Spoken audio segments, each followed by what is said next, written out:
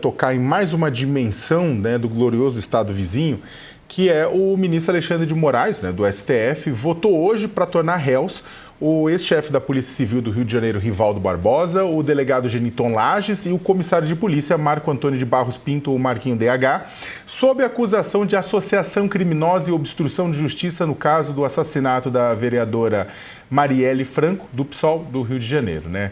Em seu voto, Moraes afirmou que a Procuradoria-Geral da República descreveu detalhadamente as condutas criminosas do trio, que estaria organizado com outros agentes para praticar crimes, dentre eles obstruir a investigação de homicídios, incluindo a morte de Marielle e de seu motorista Anderson Gomes, em março de 2018.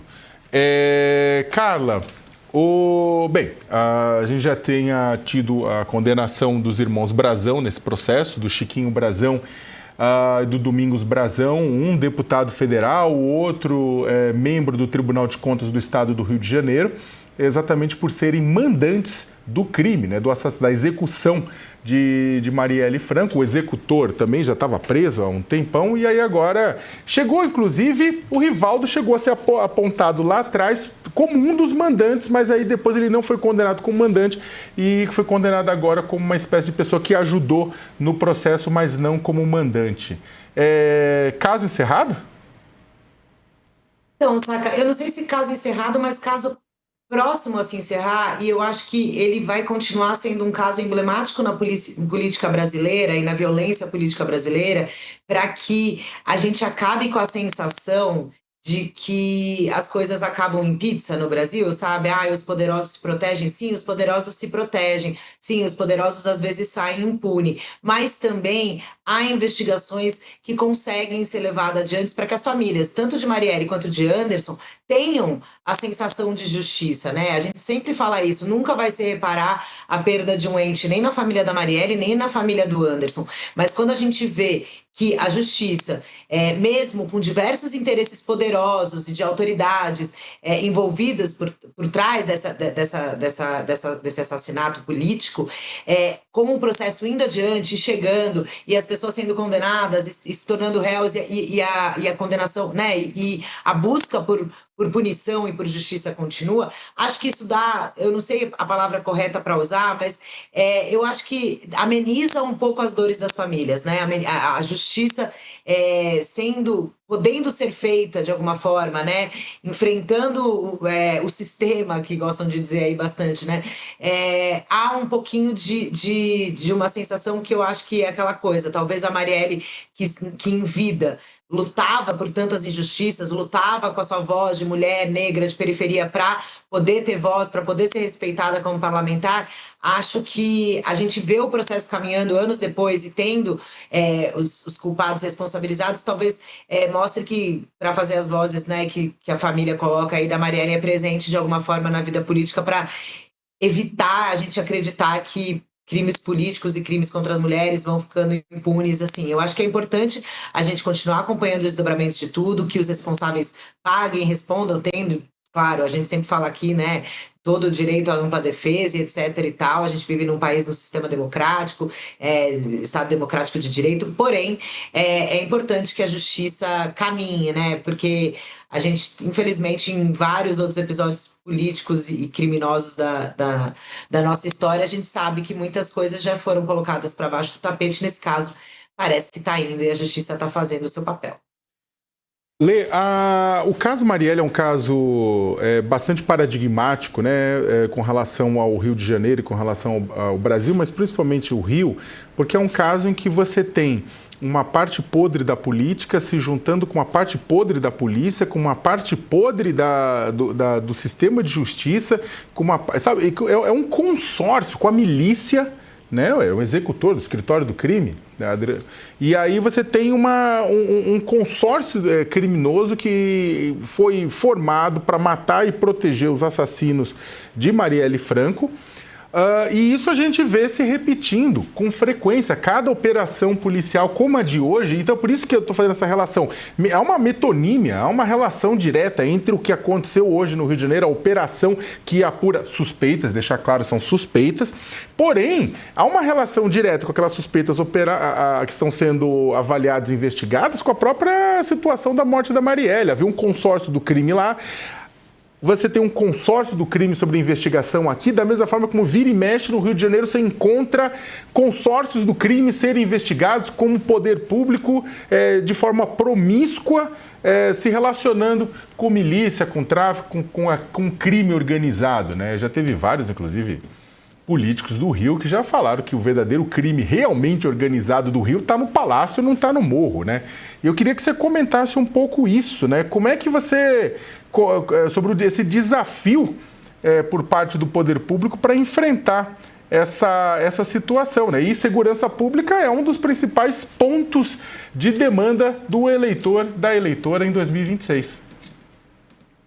Sakamoto, esse cenário que você colocou agora, de ser uma tradição no Rio de Janeiro, esse consórcio do poder público com crime, é a mesma coisa que o ministro Alexandre de Moraes está olhando e dizendo, não, peraí, agora está na minha caneta.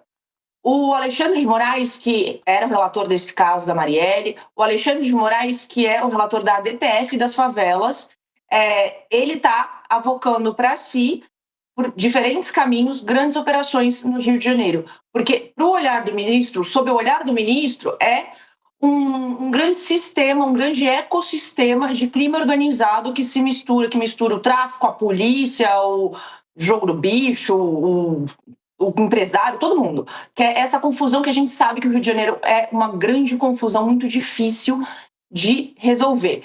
Mas o que o ministro Alexandre de Moraes está fazendo? Ele está pegando, a partir desse processo que está lá dessa ação, a ADPF das favelas, ele conseguiu, então ele chegou no caso da Marielle, olhou, assim, tinha 1 milhão de coisas ali no meio do caminho que ele falava, inclusive não tem a menor condição de um caso como esse ter demorado 6 anos para chegar em algum lugar, porque a Marielle foi assassinada em 2018, né? Pois bem, a partir da ADPF das favelas, o ministro está avançando em outros caminhos. Por exemplo, essa operação de hoje, que envolve o Cláudio Castro com a Refit, que é uma refinaria gigantesca de um empresário multimilionário, um dos maiores empresários, um dos homens mais ricos do Brasil. O que ela tem a ver diretamente com favela, com a DPF da favela, né, que baliza ali a relação da polícia nas comunidades. Quando você olha no primeiro momento, que inclusive tem muita gente ali no Rio de Janeiro, uma boa parte da classe política falando, né, olhando e falando, não, mas não tem nada a ver uma coisa com a outra. Só que o ministro está conectando pontos sobre como essa tradição do crime organizado estruturado no Rio de Janeiro, como isso influencia o crime em diferentes esferas a ponto de tornar quase irreversível em alguns casos.